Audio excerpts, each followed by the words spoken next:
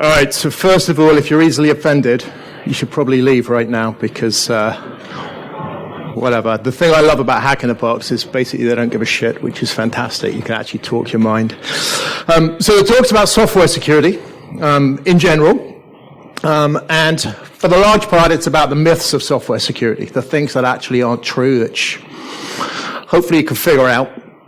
And like I said, if you don't like this swearing, feel free. Walk to the back, pretend you're going to the toilet or something. It's easy. I don't want to offend you.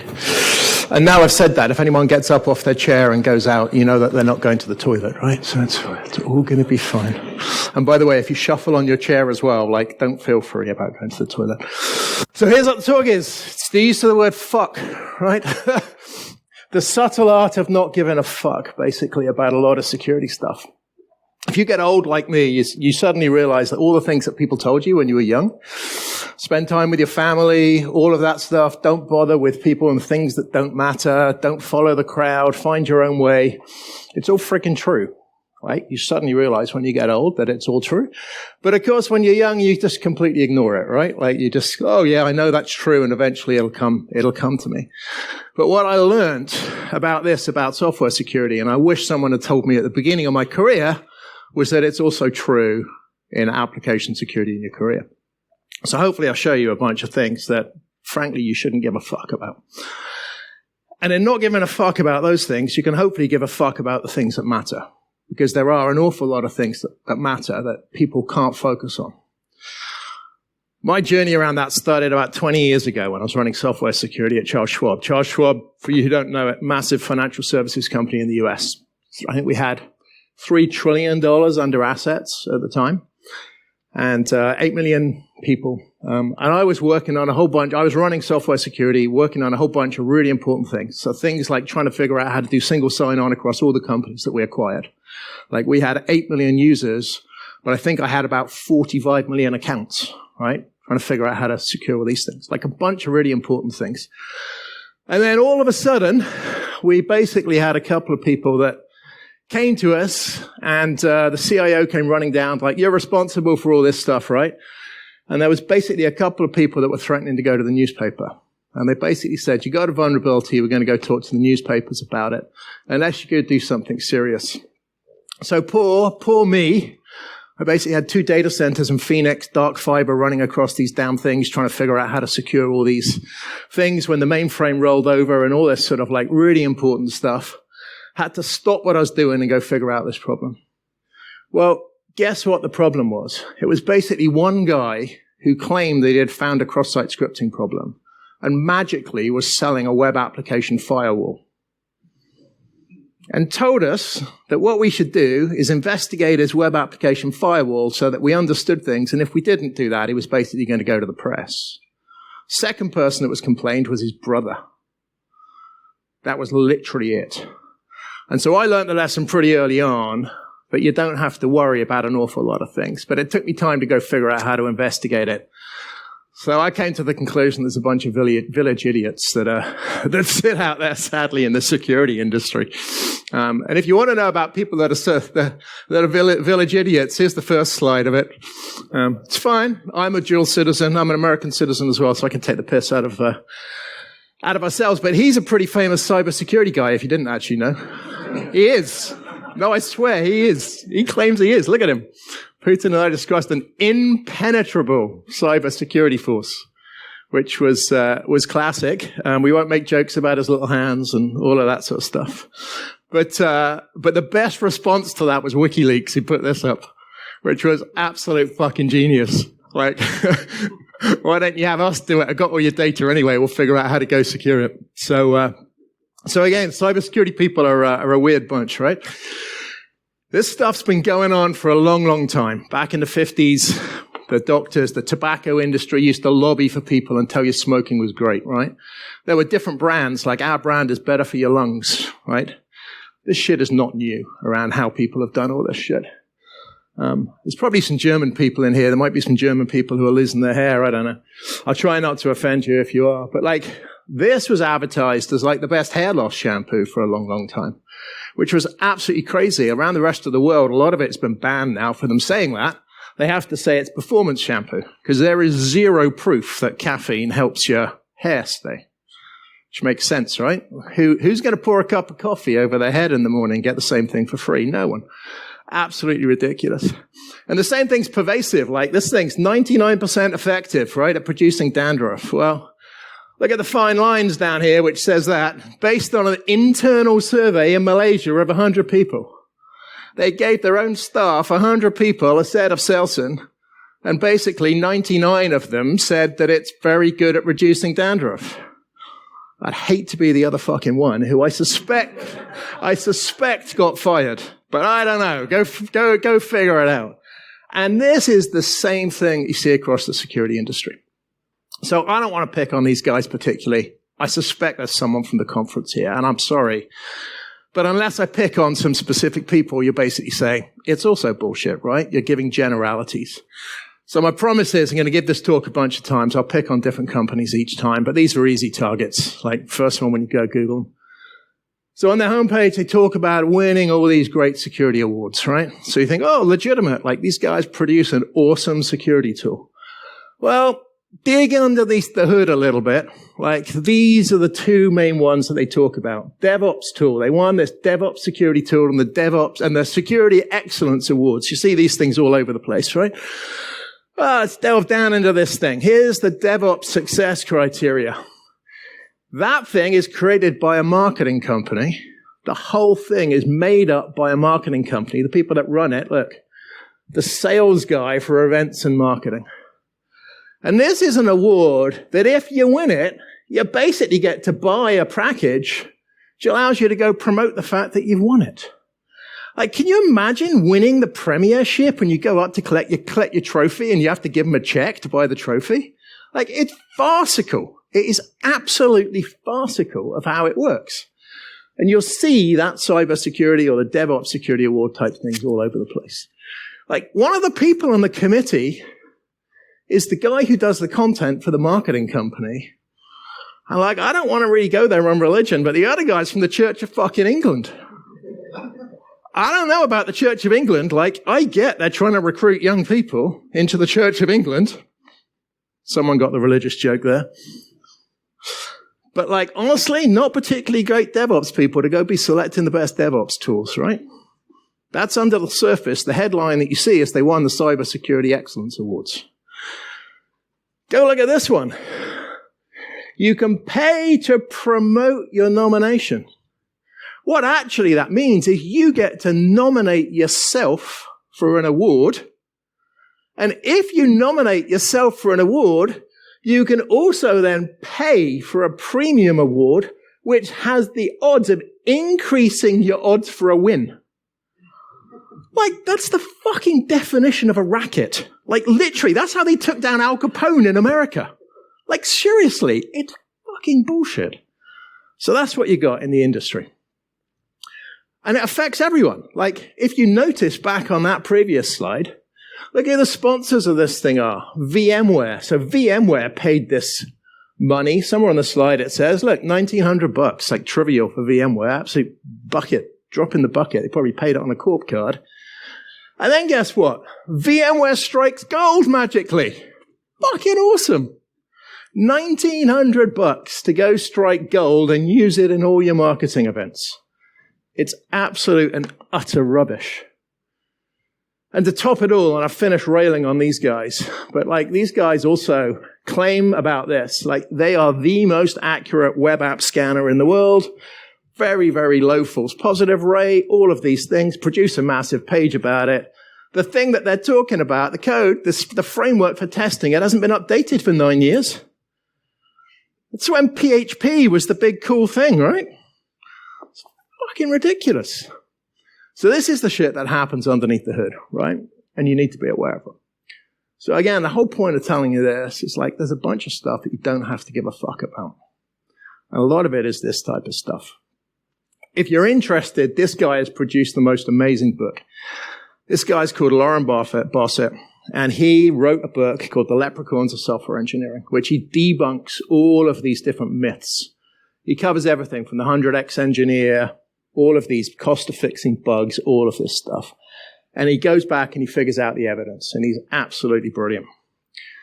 So the first one that we'll pick on, we're going to cover shift left, we're going to cover top tens, we're going to cover a whole bunch of different ones. I forget what some of the other ones are.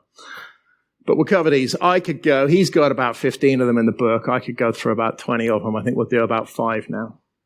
But the first one is shift left. If we did a survey in this room, how many of you people are building security programs? I guess the room next door. How many people are building security programs based on shift left? I can bet about 75% of the audience. You went to stick your hand up, which I'm assuming is that you don't want to go to the toilet. So shift left. So here's what the shift left phenomenon is actually based on.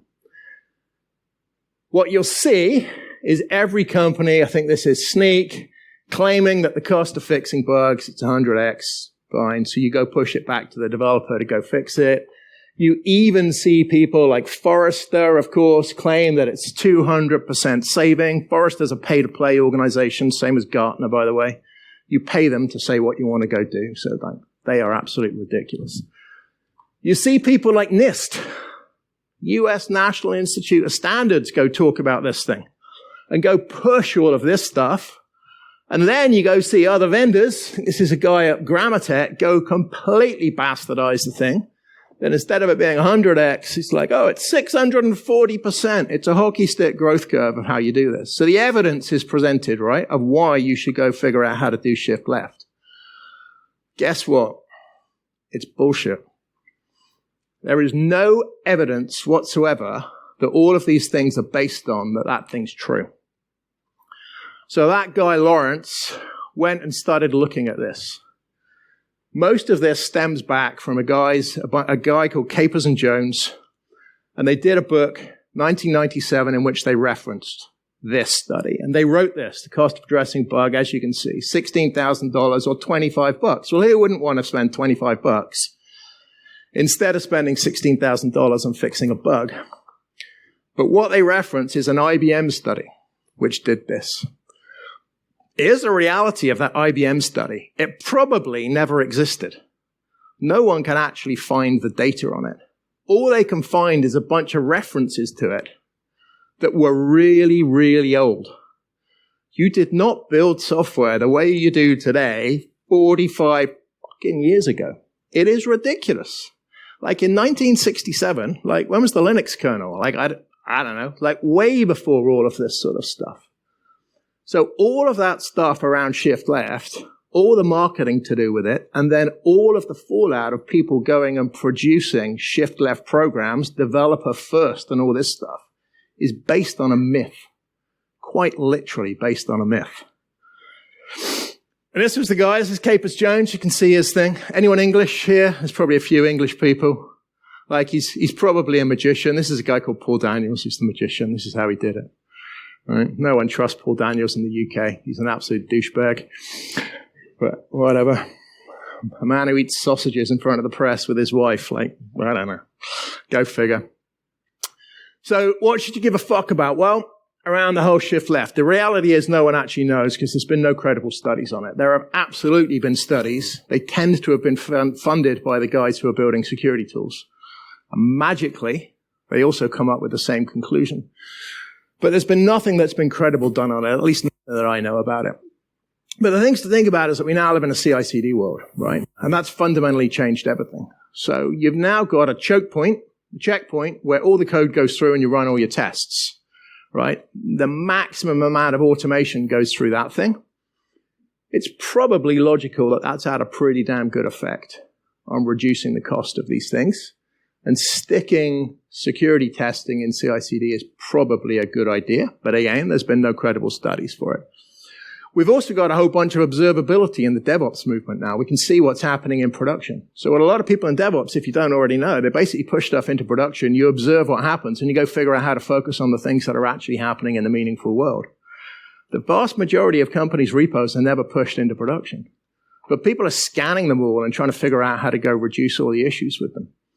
There's a game company that I know, a good friend of mine's a CISO of it. He's got 6,300 repos, and he's got no clue which ones are hackathons, which ones are in production or what they are. So you got all these developers going around fixing all the bugs because that's company policy. saving the $16,000, right? 25 grand, 25 bucks a bug. So what should you give a fuck about? Well, go fix the things that are actually important, right? Like, instead of trying to push everything back to developers, and that's the strategy, first of all, figure out what's important. Like, what are the important apps? It's pretty obvious. Second thing, magic S-bombs. S-bombs everywhere. I'm assuming everyone knows what an S-bomb is. Nodding heads. Yeah. Software bill of materials. Bill of materials, if you don't know what that is, it's like when you were building an airplane, like you write down everything, every nut and bolt. Total logical sense around software. Obvious, right? Obvious that you do the same thing. But you started to see all these things. And I hold my hand up, I have a bit of a hand in this because I wrote for the Linux Foundation the part of the open source security moonshot strategy, which was about S-bombs everywhere. So guilty as charged for some of this. But here's the thing. We had SolarWinds, we had Log4j, we had all of these things, Log4Shell and, Log4text and all these fundamental problems that drove an absolute feeding frenzy. Part of that feeding frenzy was driven by the SCA companies. Again, hold my hand up, created one, sold it to Verico to have a part of it, but it was nothing to do with that bit. But ultimately what that did was a whole bunch of lobbying into the White House. That lobbying into the White House resulted in the executive order written by Biden that started talking about how S-bombs, every piece of government software that you produce has to have an S-bomb. So, of course, that's great fodder for the security tools. It's great fodder for our friends called Gartner because they can go sell more research around all of this stuff. Well, here's the reality around S-bombs. If you know anything about software dev and you know anything about package managers, you run NPM, you get a different result based on whether you build it on a different machine. Your S-bomb, therefore, is different depending on where you go build the thing from. You can have exactly the same piece of code, but your S-bomb result is fundamentally can be different. There is a million different ways, well, not a million, but there's loads of different ways you can get a completely different S-bomb result. NPM pulls from the local cache. You may have a version of a library that meets a particular criteria, maybe version 1.1. Version 1.1 may have a vulnerability or not. Who knows? So again, depending on whether you build it, depends on what your output is, depends on whether you say you have a vulnerability. It's fundamentally a weird place to be. There is no way currently to tell, this is how I built that project, therefore here is the output S-bomb, those two things are the same. It just doesn't exist. And so you can't bind the source code to the binary. You can't know that that is the output, this was the input, this were the conditions that the thing was created, therefore, this is what that thing represents.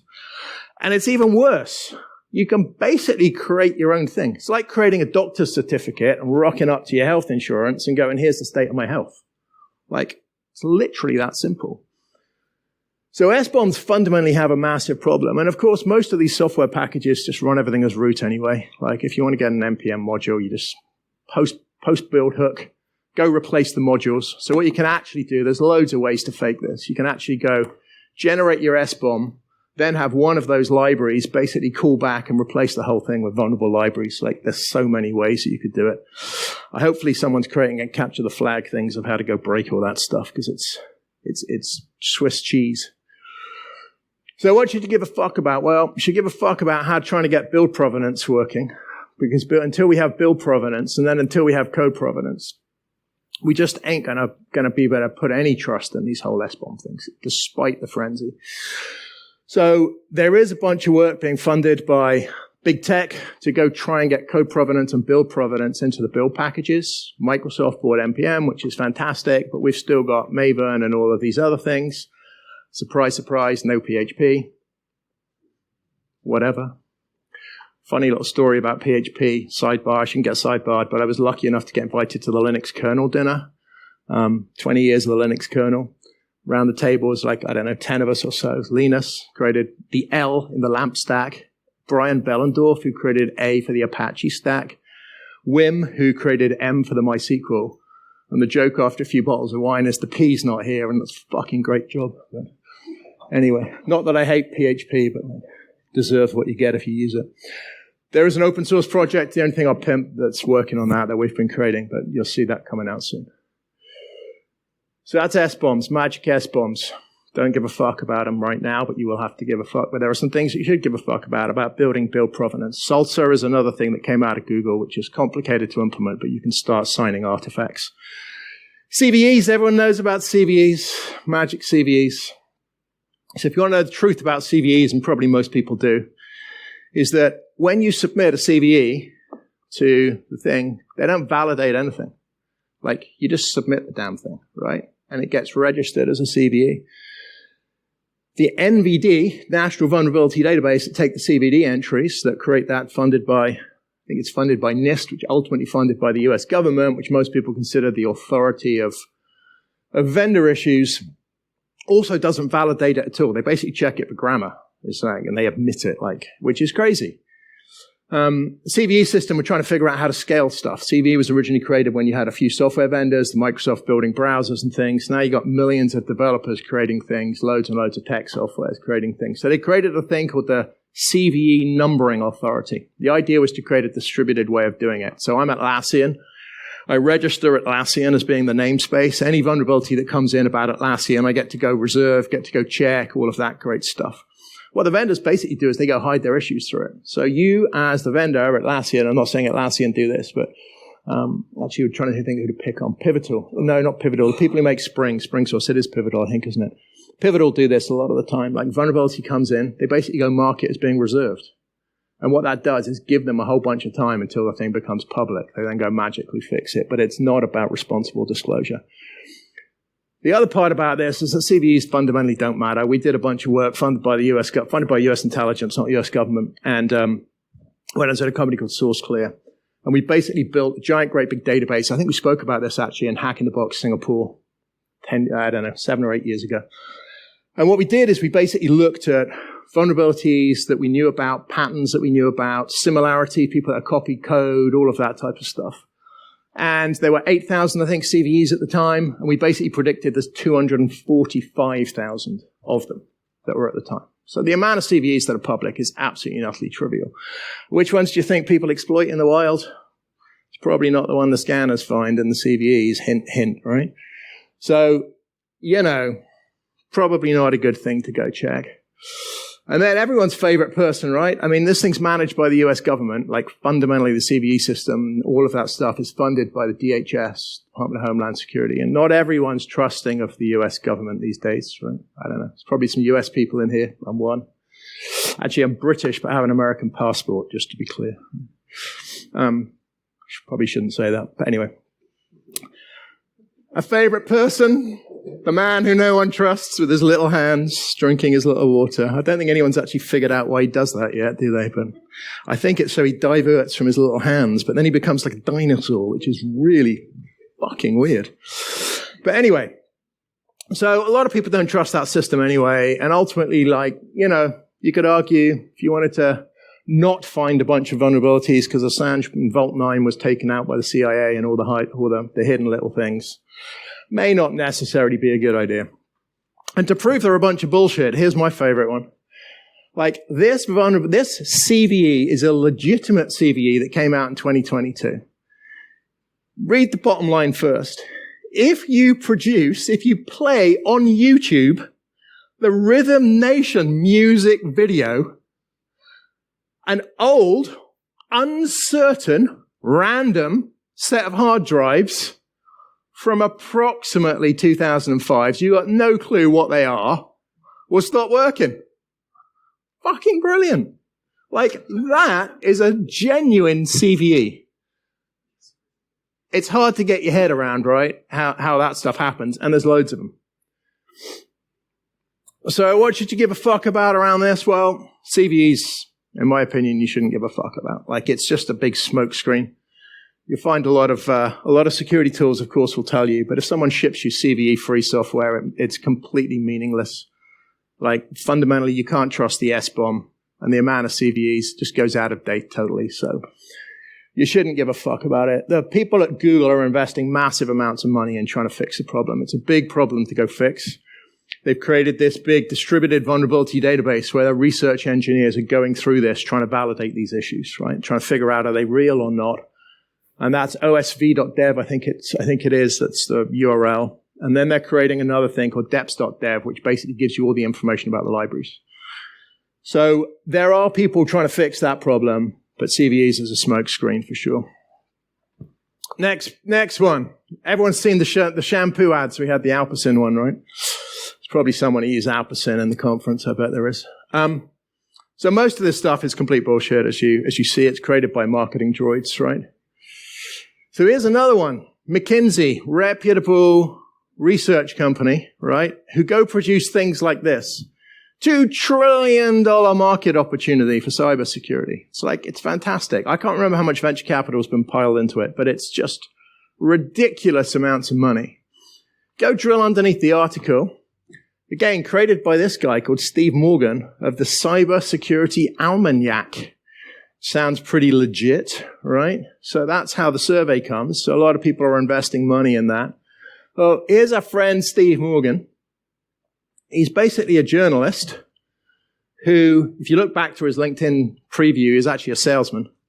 Not that I held that against him, but I held it against him. Hopefully there's no salesman. But that's another thing. You'll find loads of salespeople at security conferences these days. So he basically claimed this, right, that this was a $6 trillion US market. There's nothing to validate all his stuff behind the whole damn thing.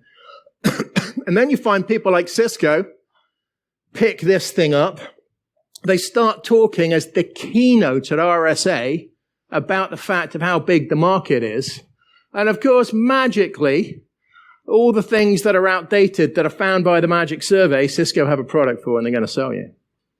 It's ridiculous. So I don't know what to say about it, but it's clickbait, right? Don't give a fuck about it. It's a pretty simple answer. So we're getting pretty close to the end. I think we're doing all right. So let's take one final look at another vendor in this. Benchmarks. Everyone's seen the one, my scanner is better than your scanner, right? Like everyone happens the thing. Fundamentally, it means I can press the shiny red button faster than you can press the shiny red button, I think. But let's take a look at the damn thing, right? So benchmarks. So this is an OWASP benchmark, but it was created by this guy called Dave Wickers. And for context, I really like Dave and Jeff. They were instrumental in a huge amount of the OWASP stuff. I started OWASP in 2001, and those guys worked their asses off to do a whole bunch of work. But Dave created this about 5 years ago. You can see there's been a few touches and files, but it's basically just like updating a build file and things like that. For the most part, it hasn't been touched in years and years and years. So this is the benchmark for doing a whole bunch of security testing on tools. And surprise, surprise, guess what? The benchmark says that a whole bunch of tools are absolutely rubbish and you shouldn't use them anymore. But magically, what you should do about that is reevaluate all of your products, because the old products like SAST and DAST don't actually work because they fail against the benchmark that they actually wrote. And what you should do is try a new approach, which is their product. It's farcical. So I'll stop railing on all these people, but you can pretty much see the minute you start looking underneath the hood, the same as Lawrence Bosovit did about shift left, it's all fundamentally rubbish. So what do we do about that one? Well, the reality is what we do is we just don't give a fuck about community benchmarks. And actually a lot of the community stuff, we'll cover one more in a minute, which is top 10s. A lot of it is driven by people who basically, it's in their self-interest to get the right result. You'll see that no more than that in the top 10 in a minute. There is no equivalent, and there's not one coming anytime soon for that Advertising Standards Authority, who basically say caffeine shampoo doesn't save your hair. And that ain't coming soon to any of this industry. The reality about testing the security tools is everyone writes their own code. All the developers write their own tests to prove that that software works. Every company has a long history of bugs that they have already found. They know the conditions and they can see if the tool can go find it. It's a way better way of knowing that the security tool is actually going to work and actually going to work in your environment rather than trusting a bunch of marketing to go do. So give a fuck about writing your own criteria and don't give a fuck about writing other people's. I think this is the last one. I can't remember. I think we're doing okay for time. Top 10s. Everyone knows about top 10s. Nothing wrong with top 10s. You get top 10 tiramisu, top 10 coffee. Dylan's coffee's top 10 coffee. I haven't even tried it. It's top 10 coffee. I'm sure it is, though, but anyway. You know how these things used to work in the fairgrounds, right? You'd have a magic prize, you'd have a load of shitty prizes, you would magically spin the thing, and it was weighted behind, and it would always magically appear on the shitty prize, even though you thought it was going to be loaded yourself. And there's loads of these things. The most popular one is the OWASP top 10, which pretty much everyone says, right? Some people giggling. I hope you weren't involved in doing this. Maybe you were. I don't care. So here's the reality around this. And by the way, these are probably the best example, not the worst example. They are transparent around how they do it, and they do a lot of scrutiny on this thing. But unfortunately, the data that they do to go produce the top 10, I think, is fundamentally flawed. And again, you've got to look at the motivation for going creating these things. What they basically do is they open it up for people to put in the data. Well, guess who puts in the data? It's basically all the tool vendors and all the pen testing companies that find particular issues. Magically, there's a statistic thing called circular causation, right? Which basically means when you produce something, you're basically going to come back and produce more of it. Well, guess what happens when we produce the top 10? We then go and train people how to go find more of those issues, and they then go find more of those issues, and then the next top 10 magically stays the same. And the OWASP top 10 has hardly changed for the last decade. Probably circular causation happening. But these things exist, and they're even worse than that. I was at the OWASP San Francisco conference, and a guy asked for a coffee. Had a coffee with him, very nice guy. And he basically said to me, how do I create the OWASP top 10 for service meshes? And I'll be honest, I'd had a few beers the night before. I looked him in the eye and I went, why do you want to create that? And he was a sales guy, and he looked me straight back in the eye and he went, because I need a sales data sheet. So hats off to him. He was honest, but it was also full of shit. And I talked to him and I was look, you're an honest guy. I get it. That's fantastic. But why do you think that's okay? And his answer to me was also very credible because everyone else is doing it. And he pointed to some of these things. This is the OWASP top 10 for API security. This was created by a whole bunch of API security companies. And guess what? Those top 10 things, magically, their software vendor that they sell fixes them. I was chatting to another guy who was creating a new API security company who asked me to dive into it. And he basically said, we can't figure it out. I'm sat on the mailing list of all this. And there's basically a whole bunch of Israeli startups that have been funded that are basically trying to get a whole bunch of these issues that are taken out that were basically valid issues from companies that had been hacked, Mandiant data, CrowdStrike data, because magically their projects, their tools couldn't find these things. It's fundamentally flawed. This one he pointed to me, and I don't know whether this is true or not, but this is the Kubernetes one. Apparently it was created by one guy who actually has a magic Kubernetes tool. Literally, there is nothing that says that anyone but him created it. So there's no scrutiny behind this thing, but everyone's reacting to this thing. Consultants are figuring out, great, I now need to go secure those top 10.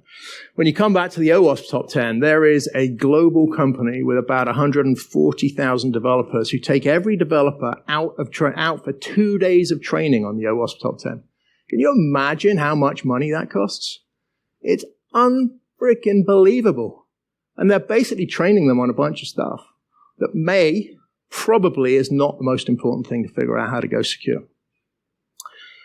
So what should you give a fuck about this? How many fucks is that so far? It's probably someone's counting, right? It's got to be more than 20. Hopefully it's more than 20 fucks. No one's laughing at the word fuck. So it should be. So what you got to do about this is push back on the publishers. People have got to call bullshit on these things. And you got to ask yourself, who created the thing? Why did they create it? What was their motivation in doing it? Was it to go sell more tools? Because if it is, then you can start asking the right questions around how did they do it? Is it valid around how they did it, or is it not valid around how they did it? And then you can ask the question, is it any good? It's perfectly possible that the people who created it had a different motive to go do it, but they used a decent methodology. They were honest and around how they did it, and it could be very good. But only then can you decide if it's useful to go do. So that's all the things about the security stuff. Like, to sum up, I think we got a few minutes left to cover this. We'll be a little bit early. Like, to sum up, from an old dude, right? Like, you hit a certain point and you realize that all the things that you know but don't do are true, right? You know that not giving a fuck about a lot of all of this stuff and understanding what to give a fuck about is the right thing to do. But we all get pushed through industry pressure and peer pressure how to go do it. And I've done exactly the same. Like, throughout my career, I've done exactly the same. I've used that times 100 thing in software marketing for the first company I did. Like, everyone unfortunately does it. But like, you get to a point where you realize it's actually not the right thing to do. And the hope of doing this talk is that some people will also realize that, and they won't go through that whole thing. They'll actually sit back and realize, what are the important things that we should be doing, and what are the things I shouldn't give a fuck about. So that's that. Now for something completely different. I think security conferences giving out swag is absolutely rubbish. Absolutely rubbish. Like, in the world of environment, like, people giving out T-shirts and plastic bags is absolutely insane. So I was trying to figure out what to do. So we came up with this idea, and it's up for grabs tonight. A couple of days ago, I paid a graffiti artist to come to Amsterdam. And he's good. He's like a really up-and-coming street artist. He has done a whole bunch of stuff. It's Fatboy Slim. If you know Fatboy Slim, obvious Snoop Dogg with his spliff. Seemed fitting for Amsterdam to have a spliff and a Snoop Dogg. But this guy's good, right? Like, up-and-coming street artist. So I paid him to come over to Amsterdam, and he painted a mural somewhere in Amsterdam. So instead of giving away free T-shirts, come to the reception tonight. We're going to have a little capture the flag treasure hunt type event. We're in Amsterdam. We're having bikes. Somewhere in Amsterdam, I've got that thing painted up here. Good people will get there in about 20 minutes on a bike. Some of you may not make it in 20 minutes. But what we're going to do is at the reception, which starts at 5:30, I think it's in the bar over there somewhere. About 5:45, I'll basically tell you the checkpoint of where to go for the first one. Go get on your bike, race through Amsterdam. Don't have too many beers at the reception before, because it may get a bit messy. Although they got bike lanes here, I'm sure it's fine.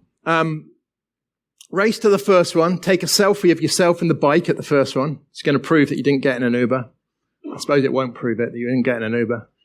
And smart hacking teams will probably figure out how to distribute this, right? 5 or 6 people around the town, all with bikes. First one to get to the checkpoint. Just saying, might be fun to go do. Go get to the bike, send a thing, tag Hack in the Box 2023 Amsterdam.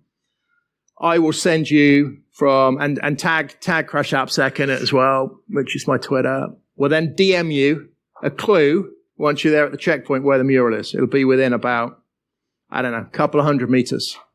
First people that find the mural and take a selfie of themselves next to the mural are going to get, it's about 6 by about 4 foot, printed up like a gallery picture, signed by the artist, all put up into a nice thing. I don't know how much it's worth, but it's a pretty good price. It's not like a free T-shirt given away or a free bunch of junk. So have fun, because it's all these security conferences are boring. We'll have a bottle of champagne for the winners when they come back in the bar as well. And like I said, it should take you less than 30 minutes. So hopefully it'll be a bit of fun this evening versus, some of the other stuff. The bar will still be open. They'll probably give you free beers. I'm sure I'll have my credit card out at that point, so we'll buy beers for people who click part. I shouldn't have said that, should I? That's going to cost me later. So have fun. It is pretty spectacular. If you like security, you like code breaking and the history of it, I can tell you it's freaking amazing. Like, the piece of art, every person I've talked to about it is like just blown away by it. It's pretty freaking special. Signed by both Dan, if you don't know Dan Cuthbert, Dan's on the review board at Black Hat, Brucon, a bunch of other things. Dan used to be a professional photographer before he got into security. So Dan came over from London on Tuesday, took the photo that is going to be framed up. And you can see what Dan says. It's like, it's pretty spectacular. So hopefully everyone will have fun doing that tonight. Hopefully it's a little bit different from a conference. It's not It's not cheap swag being given away. And hopefully everyone participates. Like I said, you can probably, a good team can, I tried it. Hopefully we'll probably use the same checkpoint. I'll just go revalidate it tonight. But a good team will be able to get there in 20 minutes. It's not a big thing, but other people may not. The first checkpoint is relatively easy to get to. Finding the clue may be a bit interesting. So that's it. Don't give a fuck about things that don't matter. It's just a waste of time. All right. Finished 5 minutes early. That's it. I think there's coffee outside. Hopefully enjoyed, hopefully entertaining, hopefully it didn't offend people with the word fuck. If I did, you can fuck off. I don't care. All right.